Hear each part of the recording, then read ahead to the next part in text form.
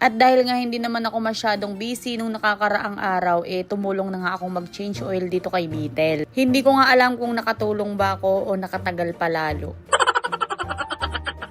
Pero bago yan, syempre, i-flex ko muna itong gamit namin na battery. From Inco battery nga pala ito. Maintenance free na nga ito, kaya naman hindi ka na mag-aalala na baka matuyuan pa ng tubig. At dahil nga bagong ligo ako, hindi na ako yung nagpalit ng filter, kaya naman ipinaubaya ko na yan kay Banjo. Sabi ko, ako na ang bahala dito sa Red Horse.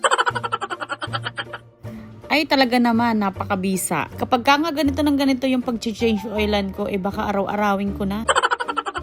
At ang ginagamit nga pala namin na pang change oil ay Platinum Ultrax. Fully synthetic na nga din pala ito, kaya naman goods na goods yan. Pwede nga din pala ito sa mga 4 wheels. Ito nga din pala yung ginagamit namin sa sasakyan namin. Kaya kapag ka nagpapa-change oil ako, labor at filter na lang yung binabayaran ko. Alaga talaga namin yung mga unit namin dito sa change oil. Mas mura nang mag-maintenance tayo ng truck kaysa naman bumili pa tayo ng mga pyesa ng truck. At para nga alaga itong ating makina nga, ang ginagamit nga namin ay Platinum Ultrax. Chinek ko na nga din kung sakto na ba yung langis na naisalin ko. Tapos, edi goods na. Alam nyo na kung ano na gagawin natin. Pagka nga ganyang nag-uuwian yung mga truck at pagkatapos nilang maglinis or magawa ng truck, ito na nga yung kasunod. Pero napasyat lang naman ako at kabisado niya naman ako, hindi na ako nag-iinom.